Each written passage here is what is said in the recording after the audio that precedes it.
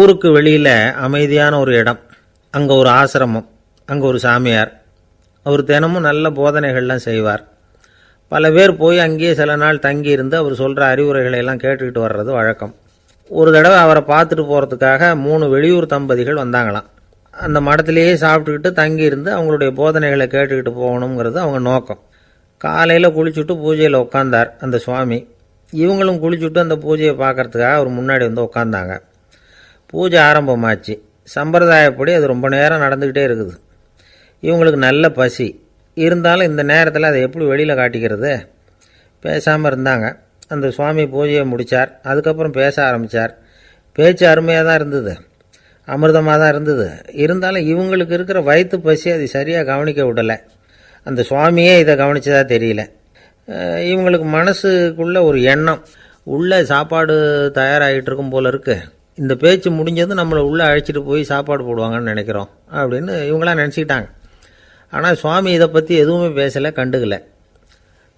ஒரு அம்மாவால் அதுக்கு மேலே சும்மா இருக்க முடியுமா? முடியல. சாப்பாட்டை கவனிக்கலாமா அப்படின்னு சொல்லி மெதுவாக ஆரம்பித்தாங்க. கவனிக்கலாமே அப்படின்னு உள்ளே அழைச்சிட்டு போனார் சுவாமி. இவங்க ரொம்ப அவசரமாக எழுந்திரிச்சு உள்ளே ஓடினாங்க. அங்கே ஒரு மேஜை மேலே ஒரு கிண்ணம் மூடி இருந்தது. இதுதான் சாப்பாட்டு மேஜை போல இருக்கு, இங்கே சாப்பாடு வந்துடும் அப்படின்னு நினச்சாங்க. உடனே போய் சுற்றி உட்காந்துக்கிட்டாங்க. சுவாமி அந்த கிண்ணத்தை எடுத்து அந்த அம்மா கிட்ட கொடுத்தார். அவங்க அதை வாங்கி மூடியை திறந்து பார்க்குறாங்க. உள்ளே ஒரு சாவி இருக்குது. சரிதான், இது சமையலறை சாவி போல இருக்கு, அங்கே போய் அதை திறந்து சாப்பாட்டை நாமே எடுத்துக்கிட்டு வந்து இங்கே வச்சுக்கிட்டு சாப்பிடணும் போல இருக்கு அப்படின்னு நினச்சாங்க. சாவி இருக்கு இல்லையா, வாங்க பூட்டு நிறையா காட்டுறேன் அப்படின்னு சுவாமி அவங்கள அழைச்சிட்டு போனார், காட்டினார். இவங்க அந்த அறையை ரொம்ப ஆவலோடு திறந்தாங்க. உள்ளே பார்த்தா அங்கே அரிசி, பருப்பு, விதவிதமான காய்கறி எல்லாம் இருக்குது. சமையலுக்கு வேண்டிய மிளகாய், எண்ணெய், பால், தயிர், நெய் இப்படி எல்லாமே இருக்குது. அடுப்பு, விறகு, நெருப்பு போட்டி அது கூட அங்கே இருக்குது. சாப்பாடு தயாராக இருக்கும்னு நினச்சிக்கிட்டு போனால் இப்படி இருக்குதே அப்படின்னு சொல்லி அதை பார்த்ததும் ரொம்ப சோர்ந்து போட்டாங்க அவங்க. சுவாமி, என்ன இது சாப்பாடு இல்லையா அப்படின்னாங்க. அதுதான் சாப்பாட்டுக்கு வேண்டிய எல்லாம் இங்கே இருக்குதே, அடுப்பு மூட்டி நீங்கள் தான் அவங்கவுங்க ருசிக்கு தகுந்த மாதிரி சமைச்சிக்கணும். இந்த சன்னியாசிக்கு எப்படி சமைக்க தெரியும் அப்படின்னு கேட்டார் சுவாமி. சாப்பாடு தயாராக இருக்கும்னு நாங்கள் எதிர்பார்த்தோம் அப்படின்னாங்க. நீங்கள் இப்படி சொல்லுவீங்கன்னு நானும் எதிர்பார்த்தேன். இது வரைக்கும் நான் எவ்வளவோ தத்துவம்லாம் எடுத்து சொன்னேன். எல்லாத்தையும் விட இதுதான் அனுபவபூர்வமான தத்துவம். ஆண்டவன் நமக்கு நல்ல மனசை கொடுத்துருக்குறான், நல்ல வாய்ப்புகளையும் தந்திருக்கிறான், அதையெல்லாம் பயன்படுத்திக்கக்கூடிய மூளையையும் சிந்தனையையும் கொடுத்துருக்குறான். அதனால் அடுப்பை தான் நீங்கள் மூட்டணும், அடுப்பை நீங்கள் தான் மூட்டணும், உங்களுக்கு உகந்ததை நீங்கள் தான் சமைச்சு ருசித்து அனுபவிக்கணும். ஆண்டவனே அதை செஞ்சுக்கிட்டு இருக்க மாட்டான் அப்படின்னாராம் அந்த சுவாமி. நம்முடைய வாழ்க்கையில் பல நல்ல பலன்களை பெறறதுக்கு நாம் தான் முயற்சி பண்ணணும். அதுக்குரிய சூழ்நிலையை தான் ஆண்டவன் கொடுப்பானே தவிர அதை விளக்கிறதுக்காக தான் அந்த சுவாமி அப்படி செஞ்சு காட்டியிருக்கிறார். இது ஒரு பெரியவர் இப்படி ஒரு விளக்கம் கொடுத்தார். அதுக்கப்புறம் அந்த 3 தம்பதிகளும் தெளிவடைஞ்சுட்டாங்களாம். நாம் தெளிவடைகிறது எப்போங்கிறது தான் தெரியல அப்படின்னு பல பேர் இதை கேட்டுட்டு சொல்லிகிட்டு இருக்கிறாங்க. இந்த கதையை நம்முடைய நண்பர் ஒருத்தர்கிட்ட சொன்னேன். அந்த நண்பர் ரொம்ப சந்தோஷப்பட்டார். நீங்கள் சொல்கிறது கரெக்டு சார், ஆனால் நான் அதை விட ஒரு படி மேலே சார். எனக்கெல்லாம் அரிசி, பருப்பு இருக்கிற ரூம் எதுன்னு கையை காட்டிட்டா போதும், உடனே கிண்ணத்துலேருந்து சாவியை எடுத்து கொடுக்கணுங்கிற அவசியம்லாம் இல்லை எனக்கு. அப்புறம் எப்படி ரூமை திறந்துருவீங்க அப்படின்னு கேட்டேன். பூட்டை உடைச்சி திறந்துருவேன், அதுதான் எனக்கு பழக்கம் அப்படிங்கிறார். ஐயா, என்னுடைய நூல் வெளியீட்டு விழாவுக்கு அவசியம் நீங்கள் வரணும் அப்படின்னு கூப்பிட்டார் ஒருத்தர். எப்போ வரணும்னு கேட்டேன். அடுத்த வாரம்னார். சரி, புத்தகம் தயாராகிட்டுதா அப்படின்னேன். நாளைக்கு தான் அச்சிக்க கொடுக்க போகிறேன்னார். என்னங்க இது, புத்தகம் அச்சிடுறதுக்கு முன்னாடியே அழைப்புதழை அச்சடிச்சு விட்டீங்களே அப்படின்னு கேட்டேன். அதனால் என்னங்க, அந்த காலம் மாதிரியா போடலாம், அச்சுக்கலை எவ்வளவோ முன்னேறியாச்சுங்க. Linotype, monotype, photo type, laser இப்படி என்னென்னமோ வந்தாச்சு. இன்றைக்கி கொடுத்தா நாளைக்கே புத்தகம் தயார் அப்படின்னார். இப்படி இந்த அளவுக்கு முன்னேறி இருக்கிற இந்த அச்சுக்கலை ஆரம்பத்தில் எப்படி இருந்தது தெரியுமா? அந்த காலத்தில் காகிதம்னா என்னென்னே தெரியாது, அப்படி ஒன்று கண்டுபிடிக்கப்படவே இல்லை. அப்போல்லாம் எதையாவது ஒன்று எழுதணும்னா அதுக்கு ஆட்டு தோலை தான் பயன்படுத்தி இருக்கிறாங்க. கண்ணுக்குட்டி தோல் கூட அதுக்கு உபயோகப்பட்டு தான். ஐரோப்பாவில் இருந்த பாதிரியார்கள் தோலில் எழுதப்பட்ட புத்தகத்தை தயாரிக்கிறதுல ரொம்ப கெட்டிக்காரங்களாம். எகிப்து, அப்புறம் மத்திய தரைக்கடல் ஓரத்தில் உள்ள நாடுகள், இங்கே எல்லாம் தோல் தான் எழுதுபொருளாக பயன்பட்டு வந்திருக்குது.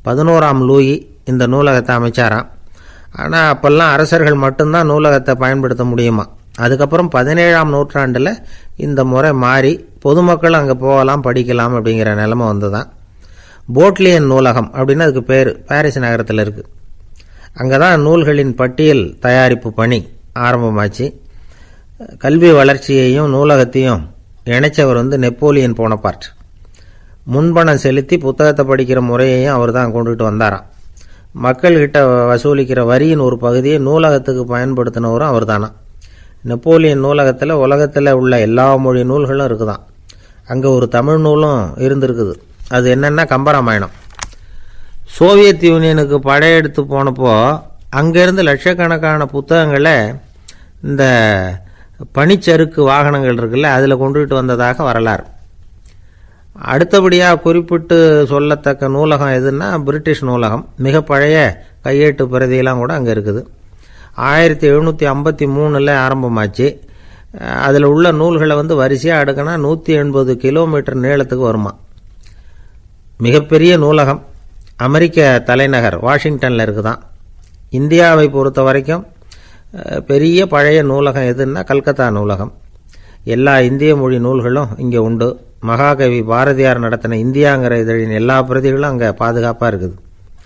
படிக்கும் பழக்கம் இங்கே வளர வேண்டியிருக்குது. ஒருத்தர்கிட்ட ஒரு புஸ்தகத்தை கொடுத்து விமர்சனம் எழுத சொல்லியிருந்தாங்க. கொஞ்ச நாள் கழித்து அவரை போய் பார்த்து, என்னங்க புஸ்தகத்தை படித்து பார்த்தீங்களா அப்படின்னு கேட்டாங்களாம். இதுக்கு அவர் சொல்லியிருக்கிறார், இன்னும் நான் படித்து பார்க்கலிங்க, இப்போ தானே விமர்சனமே எழுதி முடிச்சிருக்கிறேன், இனிமே தான் படிக்கணும் அப்படின்னாராம். ஒருத்தர் அவசரமாக போய்கிட்டு இருந்தார். எங்கே போய்கிட்டு இருக்கீங்க அப்படின்னு கேட்டார் ஒரு பெரியவர். கடைக்கு போகிறேன் சார், சாமான் வாங்கிறதுக்கு அப்படின்னார். அங்கே போகிறதுக்கு முன்னாடி தெரிஞ்சிக்க வேண்டியதெல்லாம் தெரிஞ்சுக்கிட்டீங்களா அப்படின்னு கேட்டார் பெரியவர். கடைக்கு போய் காசை கொடுத்து ஒரு பொருளை வாங்கிட்டு வரப்போகிறோம், இதில் தெரிஞ்சிக்க வேண்டியது என்ன இருக்குது அப்படின்னார் அலட்சியமாக. இப்போ அந்த பெரியவர் பேச ஆரம்பித்தார். இந்த உலகத்தில் எந்த ஒரு செயலில் இறங்குறப்போவும் நாம் நல்லா ஆலோசனை பண்ண வேண்டிய விஷயம் 5 அப்படின்னார். உதாரணமாக, ஒருத்தன் கடைக்கு போய் ஏதோ ஒரு பொருளை வாங்கிட்டு வர போகிறான்னு வச்சுக்கங்களேன். அப்போ கூட அவன் 5 விஷயங்களை பற்றி தெரிஞ்சுக்க வேண்டியிருக்குது அப்படிங்கிறார் அவர். முதல்ல அந்த பொருள் எப்படிப்பட்டது அப்படிங்கிறத தெரிஞ்சுக்கணும். ரெண்டாவதாக தன்னை பற்றியும் தெரிஞ்சுக்கணும். அப்போ தான் அந்த பொருள் தனக்கு தேவையா இல்லையா அப்படிங்கிறத புரிஞ்சுக்க முடியும். மூணாவதாக தெரிஞ்சுக்க வேண்டியது ஒன்று இருக்குது. அது என்னென்னா, அந்த பொருளை அடையிறதுக்கு வழி என்ன அப்படிங்கிறத தெரிஞ்சுக்கணும். அதாவது எவ்வளவு பணம் கொடுத்தா அது கிடைக்கும், இது மாதிரியான விஷயங்கள். நாலாவதாக அந்த பொருளை அடையிறது மூலமாக நாம் அடையக்கூடிய பயன் என்ன அப்படிங்கிறதையும் உணரணும். அஞ்சாவது, அந்த பொருளை அடையிறதுல இருக்கக்கூடிய தடை எது அப்படிங்கிறதையும் நாம் தெரிஞ்சுக்கணும். பெரியவர் பேசுகிறது ஏதோ தத்துவம் மாதிரி தெரியுது இல்லையா? தத்துவம்தான். அதாவது இப்படி உலகியல் வாழ்க்கையில் சின்ன சின்ன விஷயங்கள்லேயே நாம் 5 விஷயங்களை தெரிஞ்சுக்க வேண்டியிருக்குது. அது ரொம்ப அவசியமாக இருக்குது. பேரின்ப நிலைன்னு சொல்கிறாங்கல்ல, அது மாதிரி பெரிய சமாச்சாரங்கள்லேயும் இந்த 5 விஷயங்களை நாம் தெரிஞ்சுக்க வேண்டியிருக்குது. அதுக்கு பேர் என்னன்னா அர்த்த பஞ்சகம். வைணவ சமயத்தில் அர்த்த பஞ்சகம்ங்கிறது ரொம்ப பெரிய விஷயம். கடைக்கு போகிறது மாதிரி கடவுளை பார்க்க போகிறப்போ நாம் 5 விஷயங்களை தெரிஞ்சுக்கணுமா. முதல்ல பரம்பொருள் அப்படிங்கிறது என்ன, அதோட தன்மைகள் என்ன, இதை தெரிஞ்சுக்கணும். இதுக்கு பேர் என்னன்னா பரமாத்ம ஸ்வரூபம் அப்படின்னு பேர். ரெண்டாவது, நாம் யார், நம்மோட தன்மை என்ன அப்படிங்கிறத தெரிஞ்சுக்கணும். நான் யாருன்னு எனக்கே தெரியலங்கிறப்போ இதை நான் சொல்கிறேன்னு இது என்னுடையதுன்னு சொல்கிறது தப்பு தானே. அப்புறம் மூணாவது விஷயம், பரம்பொருளை நாம் அடையிறதுக்கு வழி எது, இதை தெரிஞ்சுக்கணும். இது உபாய ஸ்வரூபம் அப்படின்னு பேர். நாலாவது விஷயம், நாம் அடைய வேண்டிய பயன்கள் என்ன அப்படிங்கிறத தெரிஞ்சுக்கிறது. இதுக்கு புருஷார்த்தம் அப்படின்னு பேர். அஞ்சாவது, அந்த பயனை அடைய விடாமல் தடுக்கிற தடைகள் யாவை அப்படிங்கிறத தெரிஞ்சுக்கிறது. இது விரோதி ஸ்வரூபம். இதைத்தான் தடையியல் அப்படின்னு சொல்கிறாங்க. அதாவது பரமாத்மாவை பற்றிய அறிவு, ஜீவாத்மாவை பற்றிய அறிவு, உபாயம் பற்றிய அறிவு, புருஷார்த்தம் பற்றிய அறிவு, இந்த 4 அறிவுக்கும் எதிரடையாக, அதாவது அதையெல்லாம் தப்பாக புரிஞ்சுக்கிறதால உண்டாகக்கூடிய அறிவு விரோதி ஸ்வரூபம். என்ன இது தகவலில் ஏதாவது கதை சொல்லுவீங்கன்னு பார்த்தா ஏதோ தத்துவம் பேசிகிட்டு இருக்கிறீங்களே அப்படின்னு நினைக்கலாம். இதுவும் தெரிஞ்சுக்க வேண்டிய ஒரு பெரிய விஷயந்தான். காதில் போட்டு வச்சா எப்போவாவது உபயோகப்படும். என்னுடைய நண்பர் ஒருத்தர் ஒரு நாள் என்கிட்ட சொன்னார், சார் அடுத்த மாதம் தஞ்சாவூரில் ஒரு கல்யாணம், போகிறதா வேண்டாமா அப்படின்னு ஒரே குழப்பமாக இருக்குது அப்படின்னார். நான் உடனே இந்த அர்த்த பஞ்சக உபதேசம் பண்ண ஆரம்பித்தேன். அவர் எல்லாத்தையும் பொறுமையாக கேட்டுவிட்டு, சரி சார் நான் போகிறதுன்னு முடிவு பண்ணிவிட்டேன்னார். எப்படி இந்த முடிவுக்கு வந்தீங்க அப்படின்னு கேட்டேன். அவர் சொன்னார், சார் அந்த 2வது பாயிண்ட் ஒன்று சொன்னீங்களே, அதை புரிஞ்சுக்கிட்டதுக்கு அப்புறம்தான் இந்த முடிவுக்கு வந்தேன் அப்படின்னார். என்ன 2வது பாயிண்ட்டுன்னு? அதாவது தன்னை பற்றி புரிஞ்சுக்கணும் அப்படின்னு சொன்னீங்க. உடனே என்னை பற்றி புரிஞ்சுக்கிட்டேன், நான் யாருங்கிறது எனக்கு தெரிஞ்சுது, உடனே போகிறது தான் நல்லதுன்னு முடிவு பண்ணிவிட்டேன்னார். நீங்கள் யாருன்னு கேட்டேன். நான் தான் சார் அந்த கல்யாணத்தில் தாலி கட்ட வேண்டிய மாப்பிள்ளை அப்படின்னார். அந்த காலத்தில் அண்ணாமலை ரெட்டியார்னு ஒருத்தர் இருந்தார். அவர் வெங்கனூர் அப்படிங்கிற கிராமத்தில் இருந்தார். அங்கேருந்து விருத்தாசலம் கோவிலுக்கு தவறாமல் போயிட்டு வந்துக்கிட்டு இருந்தார். இடையில் வெள்ளாறு, அதில் ஒரு சமயம் வெள்ளம் வந்துட்டுது. இவரால் போக முடியல. அதோட விளைவு வெங்கனூர்லேயே ஒரு கோவில் கட்டணும் அப்படின்னு முடிவு பண்ணார், சிவாலயம். அந்த சமயத்தில் வடநாட்டில் பஞ்சம். அதனால் அங்கிருந்த பல சிற்பிகள் தென்னாட்டை நோக்கி வர ஆரம்பித்தாங்க. அவங்க வெங்கனூர் வழியாக வர்றது தெரிஞ்சதும் இவர் போய் பார்த்தார். இங்கே ஒரு கோவில் கட்டணும், அதுக்கு நீங்கள் உதவணும்னார். பஞ்ச காலத்தில் இப்படி ஒரு வாய்ப்பு கிடைச்சதில் அவங்களுக்கும் ரொம்ப மகிழ்ச்சி. உற்சாகத்தோடு ஒத்துக்கிட்டாங்க. ஆலய திருப்பணி ஆரம்பமாச்சு. அவங்களுக்கு வேண்டிய எல்லா வசதிகளையும் இவர் செஞ்சு கொடுத்தார். அவங்களுக்கு எந்த குறையும் இல்லாமல் பார்த்துக்கிட்டார். அது மட்டும் இல்லை, ஒவ்வொரு நாளும் அங்கே வருவார். உங்களுக்கு என்ன வேணும் எது வேணும்னு கேட்பார். ஏதாவது குறை இருந்தால் சொல்லுவாங்க, உடனே தீர்த்து வைப்பார். இவரும் கேட்பார், எந்த குறையாக இருந்தாலும் என்கிட்ட சொல்லுங்க அப்படின்னு சொல்லுவார். அதை தவிர இவராகவே கவனித்தும் அவங்களுக்கு என்னென்ன தேவைங்கிறத கண்டுபிடிச்சி அதையெல்லாம் கொடுத்துக்கிட்டு இருப்பார். என்ன தேவைன்னாலும் அதை நிறைவேற்றி வச்சுருவார். அந்த சிற்பிகளின் தலைவன் ஒருத்தன், அந்த ஆளுக்கு வெத்தலை பாக்கு போடுறது பழக்கம். இதை தெரிஞ்சுக்கிட்டு அதுக்காகவே ஒரு ஆளை ஏற்பாடு பண்ணார். வேணுங்கிறப்போலாம் நீ வெத்தலை சிவல் மடித்து கொடுக்க வேண்டியது உன் வேலை அப்படின்னு ஒருத்தனை ஏற்பாடு பண்ணிட்டார். இப்படியெல்லாம் செஞ்சதும் அவங்களுக்கும் ரொம்ப உற்சாகம். ரொம்ப பொறுப்பாக சிற்ப வேலைகளை செஞ்சுக்கிட்டு இருக்கிறாங்க. ஒரு நாள் என்னாச்சு தெரியுமா? அந்த சிற்பிகளின் தலைவன் ரொம்ப நுணுக்கமாக ஒரு வேலையை செஞ்சுக்கிட்டு இருக்கிறான். சாரம் போட்டு அது மேலே படுத்துக்கிட்டு அண்ணாந்து பார்த்து உச்சியில் நுணுக்கமான சிற்பங்களை உருவாக்கிக்கிட்டு இருக்கான். சிற்பியின் கவனம் செதறப்படாதுங்கிறதுனால இவர் மெதுவாக சத்தம் போடாமல் கிட்ட போய் நின்று அதை கவனிச்சுக்கிட்டு இருக்கிறார். அந்த சிற்பி வழக்கம் போல் வெத்தலை பாக்குக்காக இடது கையை கீழே நீட்டினான். அந்த சமயம் பார்த்து அவருக்கு தாம்பூலம் கொடுக்குறவன் அங்கே இல்லை, எங்கேயோ போயிருக்கிறான். அண்ணாமலை ரெட்டியார் என்ன பண்ணார் தெரியுமா? தனக்காக கொடுக்கப்பட்ட தாம்பூலத்தை வாங்கி சிற்பியின் கையில் கொடுக்குறார். அவன் வாங்கி போட்டுக்கிட்டான். இது என்ன இன்னைக்கு வெத்தலை சீவல் வேறு மாதிரி இருக்குது, வாசனை தாம்பூலமாக இருக்குது அப்படின்னு யோசனை பண்ணிவிட்டு கீழே திரும்பி பார்க்குறார். பார்த்தா ரெட்டியார் மறுபடியும் சிற்பி கை நீட்டும் பொழுது கொடுக்கறதுக்காக தாம்பூலத்தை மடித்து வாங்கி வச்சுக்கிட்டு தயாராக நிற்கிறார். சிற்பிக்கு அதிர்ச்சி. உடனே பொத்துன்னு கீழே குதிச்சான். ஐயா என்ன இது நீங்களா அப்படின்னா. இவர் சொன்னார், நான் ஒன்றும் தப்பு பண்ணலையே, உன்னுடைய கை புண்ணியம் செஞ்ச கை, கோயில் கட்டுற கை, அந்த கைக்கு தாம்பூலம் கொடுக்கறதுல என்ன தப்பு அப்படின்னாராம். ஏற்கனவே பஞ்சத்தில் அடிபட்டு வந்த எங்களை நீங்கள் ஆதரித்ததே பெரிய விஷயம். இந்த செயல் என்னை ஒரு பெரிய கடனாளி ஆக்கிவிட்டுது. ஐயா எங்களுக்கு உணவு உடை இதை மட்டும் நீங்கள் கொடுத்தா போதும், ஊதியம்னு எதுவும் வாங்க மாட்டோம் அப்படின்னு நானும். அந்த சிற்பி எவ்வளவோ வற்புறுத்தியும் எதுவும் வாங்கிக்கலையாம். இந்த செய்தியை தமிழ் தாத்தா டாக்டர் ஊவேசா சொல்லியிருக்கிறார். அந்த காலத்தில் எப்படிப்பட்டவங்கள்லாம் வாழ்ந்துருக்கிறாங்க பாருங்கள். இந்த காலத்தில் ஒருத்தர் கோவில் கட்டினார், வேலை செய்கிற எல்லாருக்கும் சாப்பாடு போடுவார். சிற்ப வேலை செஞ்சுட்டு சாப்பிட வர்ற ஒவ்வொருத்தர் கையையும் அன்பாக பிடிச்சி முத்தம் கொடுத்து உள்ளே அனுப்புவார். அந்த கைகளுக்கு நீங்கள் கொடுக்குற மரியாதையாது அப்படின்னு கேட்டாங்க. அடா அது இல்லைங்க, ஏற்கனவே முதல் பந்தியில் சாப்பிட வந்தவன் மறுபடியும் வர்றானான்னு கண்டுபிடிக்கிறதுக்காக கையை பிடிச்சி மோந்து பார்க்குறேன் அப்படின்னாராம் அவர். பிரம்மத்தை அறிந்தவன் பிரம்மமாகறான் அப்படின்னு ஒரு பெரியவர் பேசினார் ஒரு கோவிலில். தைத்திரிய உபனிஷத்து அப்படி சொல்லுதான். இதை கேட்கும் பொழுது நமக்கு ஒரு சந்தேகம் வரும். அது எப்படி? பிரம்மத்தை அறிந்தவன் பிரம்மம் ஆகிறான்னா, சிங்கத்தை அறிந்தவன் சிங்கம் ஆகிறானா, தோசையை அறிந்தவன் தோசை ஆகிறானா? இப்படிப்பட்ட சந்தேகம் நமக்கு வர்றதில் ஒன்றும் ஆச்சரியம் இல்லை. இது இயற்கை. இதுக்கும் அந்த பெரியவரே பதில் சொல்கிறார். சிங்கம் வேற, நாம வேற. அதனால் சிங்கத்தை அறிந்தவன் சிங்கமாக மாட்டான். ஆனால் பிரம்மம் வேறு, நாம் வேறு இல்லை. அதனால் பிரம்மத்தை அறிந்தவன் பிரம்மமாகறான் அப்படிங்கிறது அவரோட விளக்கம்.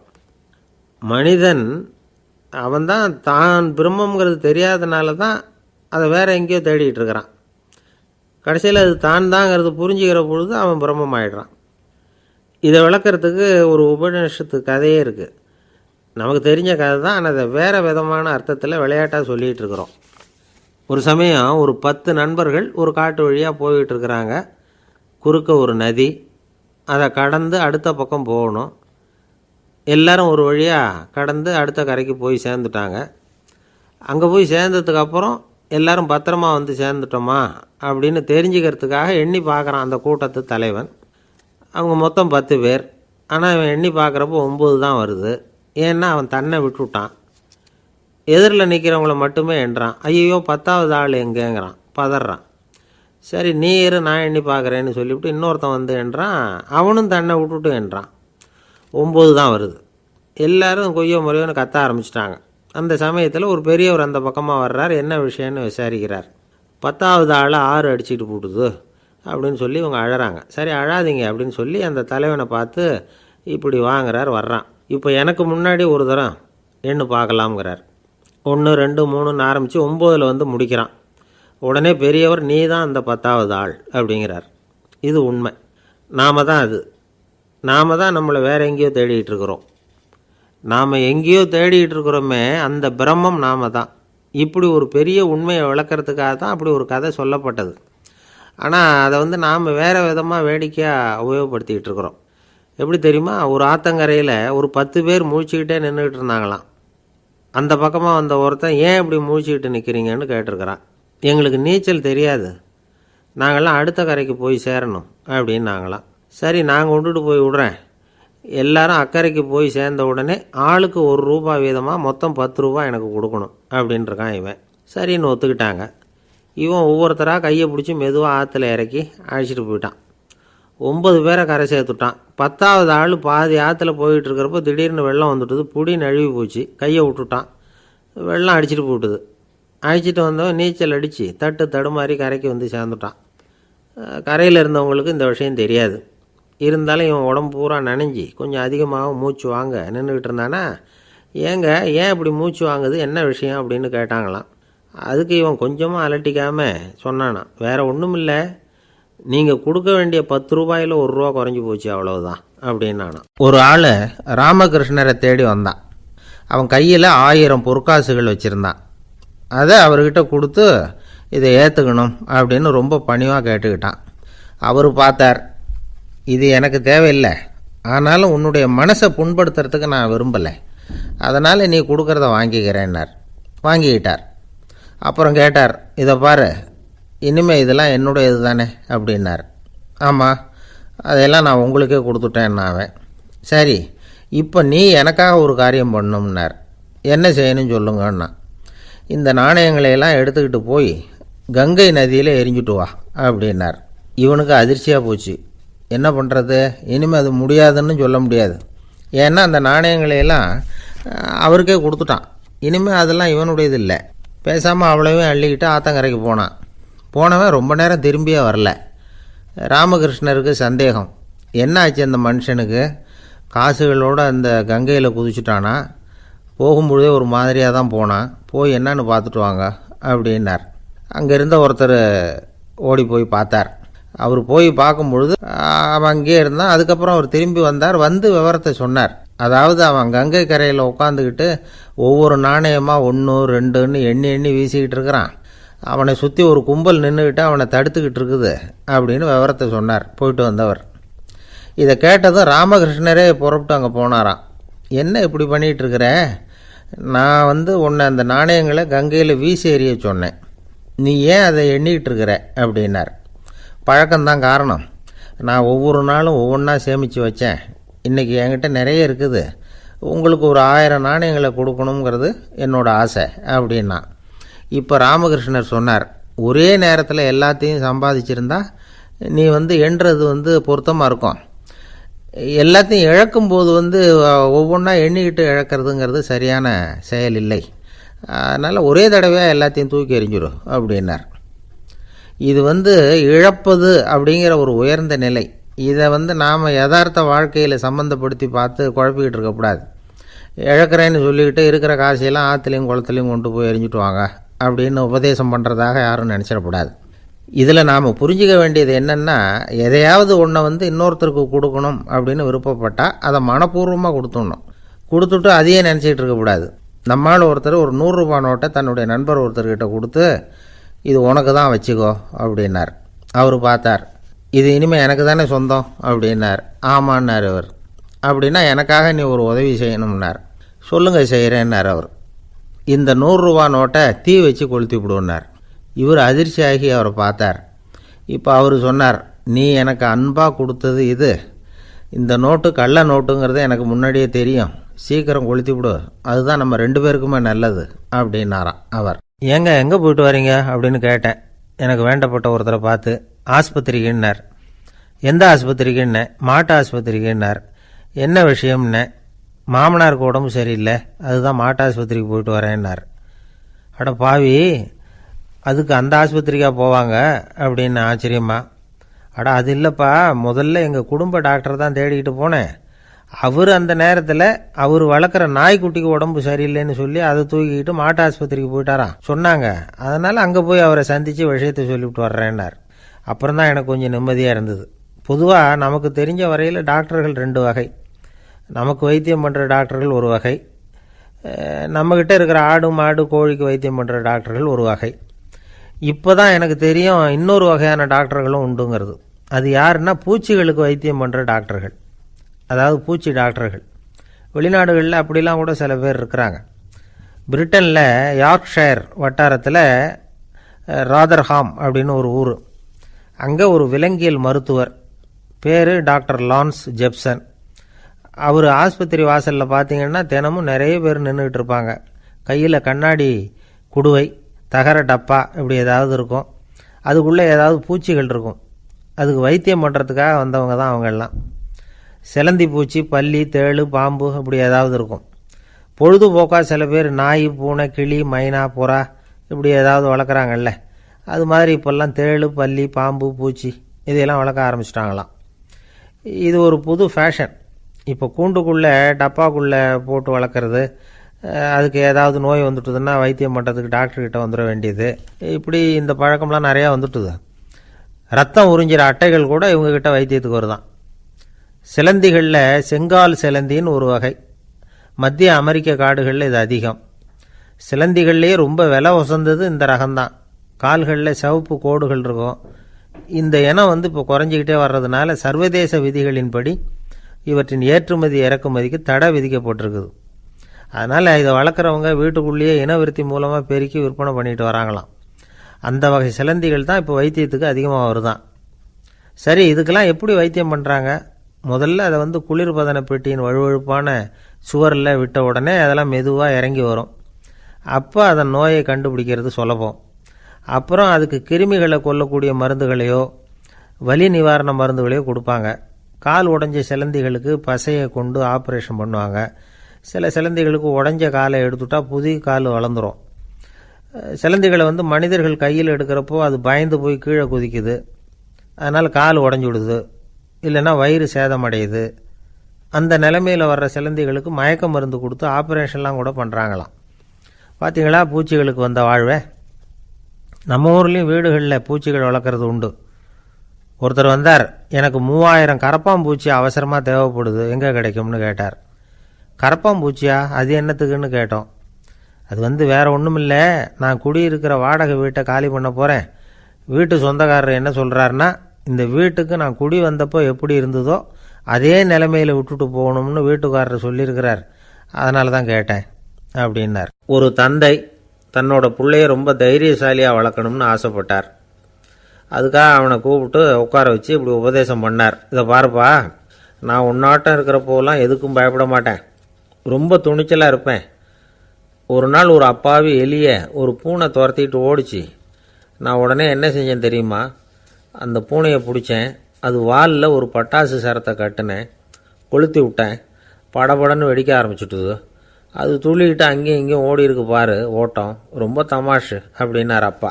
இப்படி சொல்லிவிட்டு பையனை பார்த்து, இதை கேட்கறதுக்கு உனக்கும் துணிச்சல் வருதா, நான் என்னுடைய செயலை நீ கேட்குறப்போ உனக்கு துணிச்சல் வருதா அப்படின்னு கேட்டார். வருதுன்னா பையன். எப்படின்னா அப்படிங்கிற விவரத்தையும் சொன்னான் அவன். அதாவது எலியை விரட்டினத்துக்காக பூனை வாலில் பட்டாசு கொளுத்துனீங்க நீங்கள், பூனையை விரட்டினத்துக்காக உங்கள் கழுத்தில் பட்டாசு சரத்தை மாட்டினா என்னென்னு தோணுது எனக்கு அப்படின்னா பையன். பையனோட துணிச்சல் அப்பாவே நடுங்க வச்சுட்டுது. அது சரி, ஒரு அப்பா பிள்ளைக்கு இப்படியா உபதேசம் பண்ணுறது, எல்லாருக்கிட்டையும் அன்பாக பழகிறது எப்படி அப்படின்னு சொல்லி கொடுக்கணும். பிஞ்சு உள்ளங்களில் நஞ்சை தூவலாமா? ஒரு நாள் விநாயகர் ஒரு பூனையோடு விளையாடிக்கிட்டு இருந்தாராம். அப்படி ஆசையாக விளையாடிக்கிட்டு இருந்தப்ப அவரோட கை நகம் தவறுதெல்லாம் பூனையோட முகத்தில் பட்டுட்டு தான். அது ஒரு சின்ன கீரலை உண்டாகி விட்டுது. அப்பா அவர் அதை ஒரு பெருசாக நினைக்கல. கொஞ்ச நேரத்துக்கு அப்புறம் விநாயகர் வீட்டுக்கு வந்தார். அவங்க அம்மா பார்வதி தேவியை பார்த்தார். பார்வதி தேவி கன்னத்தில் விரலால் கீறினது மாதிரி ஒரு அடையாளம் இருந்தது. விநாயகருக்கு அதிர்ச்சி, ஆச்சரியம். நம்ம அம்மா இந்த உலகத்துக்கே தாயார், அப்பேற்பட்ட அவங்க முகத்திலேயே கீரலை உண்டாக்கக்கூடியவங்க யாராக இருக்க முடியும் அப்படின்னு யோசனை பண்ணார். தாயே, உன்னுடைய கன்னத்தில் இந்த வடு எப்படிம்மா ஏற்பட்டதுன்னு கேட்டார். குழந்தாய், இது நீ செஞ்ச காரியம்தான்ப்பா, உன்னுடைய கை நகம் கீறினதுனால ஏற்பட்ட வடு தான் இது அப்படின்னாங்க அவங்க. விநாயகர் திடுக்கிட்டு போட்டார். எப்படிம்மா அது, நான் எந்த காலத்துலேயும் ஒன்று அப்படி கீறினதாக எனக்கு நினைவு இல்லையே அப்படின்னார். இன்னைக்கு காலையில் ஒரு பூனையை கீறினதை நீ மறந்துட்டியா அப்படின்னாங்க அந்த அம்மா. விநாயகர் திகைச்சு போய் நின்னார். பார்வதி தேவி சொன்னாங்க, இதை பார்ப்பா, இந்த உலகத்தில் இருக்கக்கூடிய எல்லா உயிர்கள்லேயும் நான் இருக்கிறேன், நான் தான் இந்த உலகமாக ஆகியிருக்கிறேன். ஆகையினால நீ யாரை துன்புறுத்தினாலும் அது உண்மையிலேயே என்ன துன்புறுத்தினதாக தான் வந்து முடியும் அப்படின்னாங்க. விநாயகர் மனசுக்குள்ளே ஒரு வெளிச்சம் ஏற்பட்டு தான். அதுக்கப்புறம் அவர் யாரையுமே கல்யாணம் பண்ணிக்காததுக்கு அதுதான் காரணமாக. இந்த உலகத்தில் எல்லாரையும், இங்கே இருக்கிற எல்லாத்தையும் தாயின் வடிவமாக அவர் பார்க்க ஆரம்பிச்சிட்டாராம். குருதேவர் ராமகிருஷ்ணர் இந்த கதையை எடுத்து சொல்லியிருக்கிறார். நபிகள் நாயகம் ஒரு தடவை ஒரு நாற்காலியில் உட்காந்து என்னமோ யோசனை பண்ணிகிட்டு இருந்திருக்கிறார். அப்போ அவரோட உடையில் ஒரு கீழ்ப்பகுதி தரையில் படிஞ்சு கிடந்திருக்குது. அங்கே விளையாடிக்கிட்டு இருந்த ஒரு பூனை அது மேலே வந்து படுத்து தூங்கி போச்சு. தொழுகை செய்ய வேண்டிய நேரம் வந்துட்டது. நபிகள் நாயகம் எழுந்திருக்க பார்த்தார். அப்போ தான் பூனை தன்னோட உடை மேலே படுத்து தூங்கிட்டு இருக்கிறது கண்ணில் படுது. பூனையோட தூக்கத்தை கலைக்க விரும்பல அவர். தன்னுடைய சகோதரியை கூப்பிட்டார். ஒரு கத்திரிக்கோள் எடுத்துகிட்டு வர சொன்னார். பூனை படுத்திருந்த உடைப்பகுதி மட்டும் இருக்குல்ல, அதை மட்டும் அதோட கத்திரிச்சு விட்டுட்டு அதுக்கப்புறம் அவர் எழுந்திரிச்சு தொழுகைக்கு போனாராம். அதாவது பிற உயிர்கள்கிட்ட எப்படி அன்பு காட்டணுங்கிறத பெரியவங்க எவ்வளவோ விதத்தில் நமக்கு எடுத்து காட்டியிருக்கிறாங்க. இருந்தாலும் எத்தனை பேர் மனசில் அதெல்லாம் உரைச்சிருக்குது. நாமளும் நம்ம ட்ரெஸ்ஸு மேலே ஒரு பூனை படுத்திருந்தா ஒரு கத்திரிக்கோலை தான் தேடுவோம், எடுத்துக்கிட்டு வர சொல்லுவோம். துணியை வெட்டுறதுக்கு பதிலாக இல்லை அதோட வாழை வெட்டினா என்ன அப்படின்னு தோணும். ஒரு ஆள் ரொம்ப பிரியமாக ஒரு பூனையை ஆற்றுல குளிப்பாட்டிக்கிட்டு இருந்தானா. எப்படி, அந்த பூனையை ஆற்று தண்ணியில் அமுக்கி அமுக்கி குளிப்பாட்டிக்கிட்டு இருக்கிறான். அந்த வழியாக போன பெரியவர் ஒருத்தர் இதை பார்த்தார். இதை பார்ப்பா, பூனையை அது மாதிரி ஆற்று தண்ணியில் அமுக்கி குளிப்பாட்டாத, மூச்சு திணறி செத்து போடும் அப்படின்னு அட்வைஸ் பண்ணார். நீ போய் அவன் வேலையை பார்த்துக்கிட்டு, எனக்கு எல்லாம் தெரியும்னா இவன். சரின்னு அவர் போயிட்டார். கொஞ்ச நேரம் கழித்து அவரே அந்த வழியாக திரும்பி வந்துக்கிட்டு இருந்தார். ஆற்றுல பூனையை குளிப்பாட்டிக்கிட்டு இருந்தவன் அழுதுகிட்டு உட்காந்துருக்கிறான். பக்கத்தில் அந்த பூனை செத்து கிடக்குது. இதை பார்த்தார் பெரியவர். நான் தான் அப்போவே சொன்னேனே அந்த பூனையை ஆற்றுல நினைக்காதேன்னு, அதை கேட்டிருந்தா அப்படி ஆயிருக்குமா அப்படின்னார். அந்த ஆள் கோபமாக இவரை முறைச்சி பார்த்தான். அட போய்யா, இந்த பூனை ஆற்றுல குளித்ததுனால ஒன்றும் செத்து போகல, குளித்ததுக்கப்புறம் அதோட உடம்பு ஈரமாக இருக்குதுன்னு அதை புழிஞ்சேன், அதனால தான் இப்படி ஆயிட்டுது அப்படின்னு நானா. உலகத்தில் எது எதுக்கும் ஆராய்ச்சி கூடங்கள் இருக்குதுல்ல, அது மாதிரி தூக்கத்தை பற்றி ஆராய்ச்சி பண்ணுறதுக்கு ஒரு ஆராய்ச்சி கூடம் இருக்குது. அப்படி ஆராய்ச்சி பண்ணணும்னா அதுக்கு மூழ்கிக்கிட்டு இருக்கணும்ல. அதனால தான் அந்த ஆராய்ச்சி கூடம் இங்கே இல்லை. அமெரிக்காவில் பாஸ்டன் பல்கலைக்கழக மருத்துவமனையில் அது இருக்குது. அங்கே தூக்கத்தை பற்றி பல விதமான ஆராய்ச்சிகள் பண்ணிகிட்டு இருக்கிறாங்க. அந்த ஆராய்ச்சி கூடத்தில் இயக்குனராக இருக்கிற ஒரு நிபுணர் அவர் என்ன சொல்கிறார் தெரியுமா? உங்களுக்கு தூக்கம் வரலையா, நீங்கள் நல்லா தூங்கிறதுக்கு தாராளமாக சில யோசனைகளை என்னால் சொல்ல முடியும் அப்படிங்கிறார். யோசனை தானே, காசா பணமாக கேட்டு வச்சுக்கலாமே.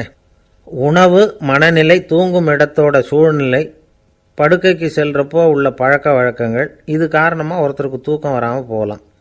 தூக்கம் வராததுக்கு இதுதான் காரணம்னா அதையெல்லாம் சுலபமாக கட்டுப்படுத்தலாங்கிறார் அவர். தூக்கத்தை வரவழைக்கக்கூடிய ஒரு நல்ல மருந்து உடற்பயிற்சி. ஆனால் ஒன்று, படுக்க போகிற நேரத்தில் இது மாதிரி உடற்பயிற்சிகள் எல்லாம் செய்யக்கூடாது.